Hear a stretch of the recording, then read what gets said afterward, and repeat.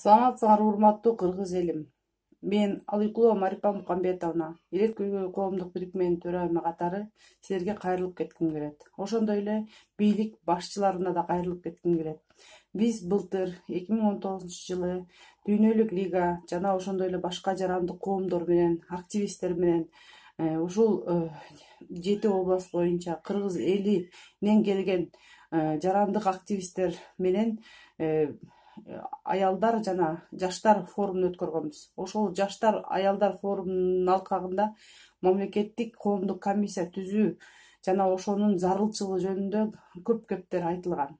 Азыркы күнү биз эмнени көрүп атабыз? Бүгүн мисалы үчүн мына 18 март 2020 жыл биз эмнени көрүп атабыз? Биз ошол биздин айткан нерселерди алеке албаган натыйжаларды көрүп жатабыз. Бардык аптекаларда азыр бизде маскалар жетпей атат. Жана ошондой эле антисептиктер, аскорбиновая кислота жана оксалиновая мазь жетпей атат. Бул эмнени айтат? Бул биздин бийликте отурган ошо Министерство здравоохранения жана ошондой эле өкмөттүн иштебегендигин билдирет. Биз ошол кезде суранып, мамлекеттик коомдук комиссия түзүп бергиле. Продовольственная безопасность боюнча ушундай туура эмес иштер болуп атат, отравлениялар болуп атат. Ошонун баарысын кандайдыр бир көзөмөл катары текшерип, ошону изилдеп чыгыш керек дегенде бизди ошол эле учурда четке кагып, бизди ошол нерсеге жеткизгенге бут тосуулар көп болгон. Азыркы учурда бүт ушул коронавирус боюнча көп нерселерди ачыкка чыгарды. Мына азыркы учурда эмнени көрүп атабыз? Биздин ошол эле карапайым элдин бийликке жете турбаган, үнүн жеткире албаганын айтылып жатат.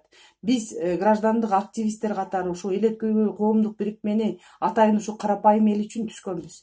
Биздин коомдук бирикменин активисттери көптөгөн жумуштарды аткарды. Ошол эле учурда мисалы үчүн биз айлыкты алган жокпуз, эчтекени сураган да жокпуз. Биз только бир мүмкүнчүлүк бергиле, ушул коомдук мамлекеттик комиссия түзүп бергиле дегенде да ошо коомдук мамлекеттик комиссияны түзүп берген жок бийлик. Ошондуктан азыркы учурдагы болуп аткан нерселердин бардык нерсеге жолтоо кылган, ошону аткарбаган бийлик өкүлдөрүн, ошол эле өкмөт башчысын жоопко тартыш керек. Министерство здравоохранениянын мисалы үчүн башчысы деле көп нерсеге азыр ал жетпей атат. Эмне себептен? Анткени аптекалардын баарысы частный, жалаң биздин мамлекетте жашаган буржуазный көз караштар менен жашап калышкан. Карапайым элдин канын соргонго жашап калышкан. Азыркы учурда кредиттердин баардыгын тең неме кылыш керек. 3 айга чейин төлөбөсүн деп, элди жеңилдик кылыш керек. Төлөбөсүн деп. Коммерческий банктын баардыгы кимге иштеп атат азыр? Жалаң жанагындай буржуазный көз караштагы адамдарга иштеп атат. Ак шапка келсе, көк шапка келет, көк шапка кетсе, кара шапка келет. Азыркы учурда биз ошол эле бийликте отурган адамдардын баарысын көрүп атабыз. Бирок натыйжа чыгарып атабы? Мейли биз өзүбүз мындай жакшы эл экенбиз. Биз эчтекеге эме кылбайт экенбиз. 2010-жылы революциянын натыйжасы чыктыбы? Натыйжасы чыккан жок. 87 бала жөн эле өлдү. Жөн эле эчтекесин эметкен жок. Эмне себептен? Анткени мен бүгүн мына бардык аптекаларды көрүп чыктым. Азыркы учурда бир да маска жок эми аптекаларда. Оксалиновая мазь жок. Аскорбиновая кислота жок. Бул эмнени көргөзөт? Биздин өкмөттүн иштебегенин көргөзөт. Жалаң коммерцияга өткөрүп алган. Бизде азыр мамлекеттик эчтеке жок экен. Карапайым эл өзүнүн жаны менен багып атат, өзүн камсыз кылып атат. Бийлик ошо бутагында отурган конституционный укуктарыбызды даже коргоп берген жок. Ошондуктан мен чакырып кетем. Азыркы күнү биздин бир эле алыбыз жеткен президентибиз бар экен. Ошо президенттин аппараты менен да иштерди алып бардык ушу Элек көйгөй коомдук бирикме.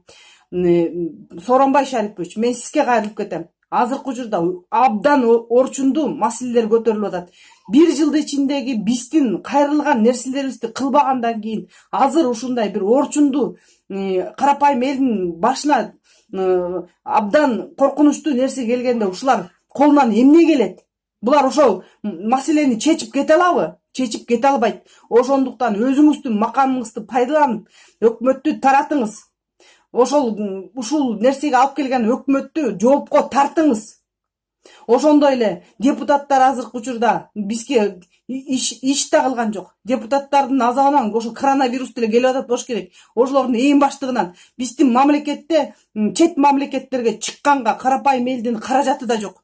Жалаң эле мигрант болуп кетпесе, мигранттар ошол жерде барып иштеп атышат. Алар улам тайрактап, майрактап келип бияка келип кеткенге немеси кудурети да жетпейт. Мигранттар боюнча канча каттарды жазып атабыз, жеңилдик деп.